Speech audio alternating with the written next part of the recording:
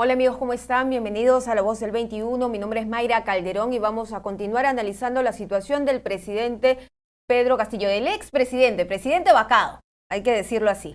A veces uno se olvida, ¿no?, de tantos acontecimientos que pasan en las últimas horas. Pero ya estamos acompañados de Romy Chan, abogada penalista, para que nos hable sobre su situación penal, porque toda esta actividad que ha realizado el expresidente Pedro Castillo con este intento de golpe de Estado tiene una consecuencia penal. ¿Cómo está, Romy?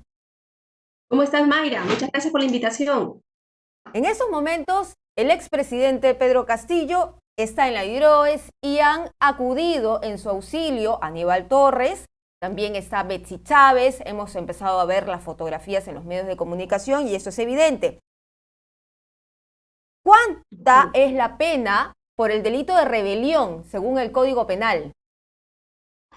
Bueno, Mayra, el delito de rebelión se sanciona con una pena de 10 a 20 años de cárcel. Es decir, incluso en la pena mínima supondría siempre una pena efectiva, ¿no? Una pena de cárcel efectiva. ¿Y a quiénes podría alcanzar esta medida? Porque el presidente, o el expresidente, mejor dicho, no lo ha dado solo. Es decir, tenía en sus manos un discurso y obviamente él decide dar ese discurso. Es una decisión propia por la cual tiene una responsabilidad, pero alguien tiene que haber realizado la redacción de ese discurso o haberle dado la idea de ese golpe de Estado. Sí es, ¿no? Bueno, en verdad esto alcanza a todas las personas que sabían que se iba a dar ese golpe de Estado y que además lo han ideado y han participado activamente en el mismo, ¿no? Porque en nuestro Código Penal no solamente se sanciona el delito de rebelión, sino también incluso todo acto de conspiración para el delito de rebelión.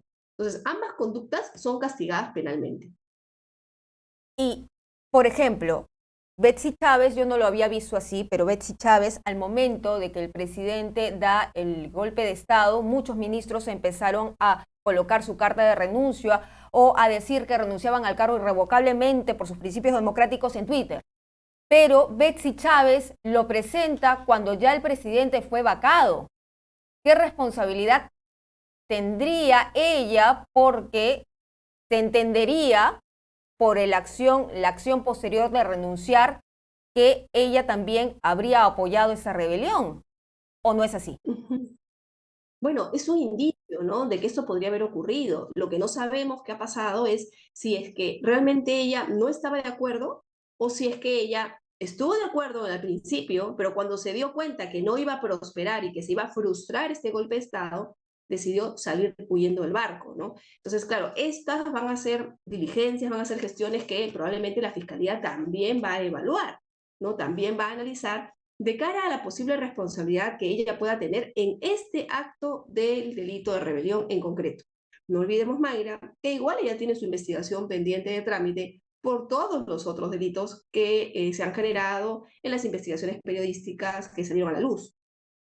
Y en el caso de Aníbal Torres, qué podría pensarse de él? Hemos visto que él ha estado hasta el último, inclusive hoy día está ahí haciendo las gestiones, lo ayudaba a firmar al expresidente, incluso estaba con él en la movilidad donde supuestamente se iban a ir a la Embajada de México a pedir asilo.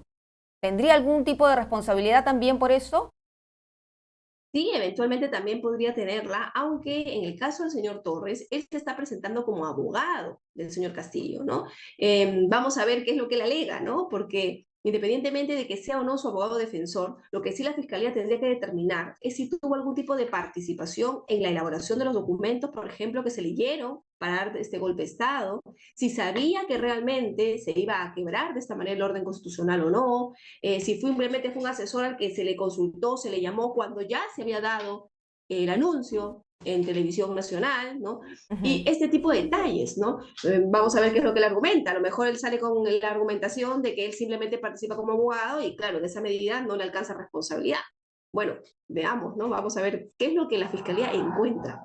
Exacto. Y mientras todo esto sucede porque nos capta la atención, nadie se ha preguntado qué pasa con los familiares del expresidente Pedro Castillo, que también están siendo investigados. ¿Podría correr peligro que en estos momentos ellos estén fugándose a otro país, por ejemplo, mientras todo esto sucede? Porque podría suceder, ¿o no?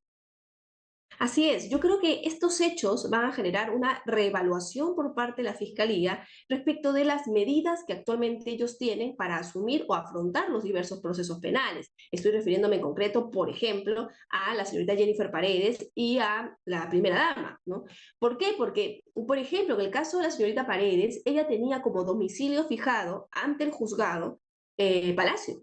Y ahora Ujú. claramente ese ya no es su domicilio. Ella va a tener que comunicar cuál es el nuevo domicilio y esto puede generar pues un impacto en el caso que eventualmente podría ayudar a la fiscalía a construir hipótesis en torno a una posible fuga, un riesgo de fuga, un riesgo de obstaculización, el tema este del pedido de asilo que está haciendo el primer mandatario y la posibilidad de que ellos pidan asilo y por tanto no afronten las investigaciones penales es una realidad. Y yo creo que todo eso va a tener que evaluarlo la fiscalía para ver si pide la variación de la medida a la luz de estos nuevos hechos y pide una prisión preventiva nuevamente contra estas personas. O sea que su situación sí se agrava también con todo lo que ha pasado. También está la hermana del expresidente. Ayer Salatiel Marrufo, en la Comisión de Fiscalización, habló de que la hermana de Pedro Castillo recibía mensualmente cantidades fuertes de dinero. ¿A ella también debería detenerse preliminarmente? ¿Cómo debería actuar la Fiscalía de la Nación en ese sentido con las nuevas revelaciones? Sí, yo creo que la Fiscalía ha armado un equipo de trabajo, porque recordemos también, Mayra, que solamente tiene el privilegio de ser investigado por la Fiscal de la Nación el expresidente de la República. Pero sus familiares, como es el caso de la hermana, no tienen este privilegio, no tienen estas ventajas. Por tanto, ahí investiga una Fiscalía común. Entonces, la Fiscalía, el Ministerio Público en general, como institución, tiene que repartir muy bien los roles, mirar muy bien estratégicamente por dónde van a solicitar las medidas para que no se escape, ¿no es cierto?, ninguna de las personas allegadas al señor Castillo que no tienen privilegios en la investigación. Entonces, respecto de ella, yo entiendo que el Ministerio Público ya debería estar realizando algún tipo de investigación, si no es algún tipo de pedido o medida de restricción para continuar con el caso y evitar cualquier riesgo de fuga, ¿no? Pero van en cuerdas separadas, todo corre de maneras independientes. Igual que la detención inmediata de Juan Silva, que queda pendiente, la del sobrino Fray Vázquez Castillo, que también está prófugo, y no olvidemos a Alejandro Sánchez Sánchez, que tampoco tenemos noticias y que está investigado. Pero ¿cómo queda la situación del presidente Pedro Castillo? Porque la gente dice ya, el Ministerio Público en esos momentos lo está procesando o lo está investigando por rebelión. Él va a estar detenido en la DIROES, pero sin embargo tiene otros delitos también en otras investigaciones. ¿Cómo queda la figura con el expresidente Pedro Castillo? Sí, definitivamente el delito por el cual se ha generado su detención, por esta flagrancia, es el delito de rebelión. Pero eso en nada impide que se continúen las investigaciones respecto de todos los otros actos de corrupción sobre los que la fiscal solicitó al Congreso de la República un levantamiento de inmunidad. Eso va a seguir su curso. El Congreso finalmente ahí tendrá igual que pronunciarse y dar luz verde para que todo esto pueda investigarse, ¿no? Ahora, el tema en concreto de la rebelión, fue exactamente lo ocurrido ayer, tiene pues un tratamiento, sí, mucho más singular, un tratamiento diferente, porque Mayra, es la primera vez también que se detiene a un presidente en flagrancia, ¿no? Se le detiene en flagrancia delictiva y claro, eso tiene un trámite que de por sí no está de todo regulado en la normativa. Entonces, por ejemplo, surgen las dudas de cuál va a ser el procedimiento que siga la Fiscalía de la Nación. ¿Va a ir por un tema de levantamiento de inmunidad? ¿Va a solicitar, que es lo que está haciendo ahora, detención preliminar sin pedir levantamiento de inmunidad y luego lo va a hacer? ¿Cuál va a ser, cómo va a interpretar la fiscal de la Nación estos Ujú. privilegios que podría tener un expresidente de la República, ¿no? ¿Se debe contar con el visto bueno del Congreso o no? Entonces, estas son todas las dudas que me imagino tiene que resolver en este momento tanto la fiscal de la Nación como el Poder Judicial en este pedido de detención que se va a dar y luego van a tener igual pues que verificar, ¿no?, cuáles van a ser los siguientes pasos una vez que el Poder Judicial emita su pronunciamiento sobre si se le mantiene o no con la detención. Muy bien, Romy. Muchísimas gracias por tu explicación. Entonces vamos a estar a la expectativa de qué es lo que sucede con el expresidente Pedro Castillo y su familia. Ojo, no hay que olvidarnos. Muchas gracias. A ti, Mayra. Linda tarde. Bien, era entonces la abogada penalista Romy Chan, que estaba con nosotros analizando la situación legal del expresidente Pedro Castillo, detenido en la DIROES, sobre las responsabilidades que alcanzarían a sus más allegados, en este caso Aníbal Torres, quien dicen por ahí que él sería como un instigador de esta decisión para dar este golpe de Estado que felizmente no se concretó y que ahora van a tener que afrontar las consecuencias. Pero vamos a ver qué sucede más adelante. Regresamos.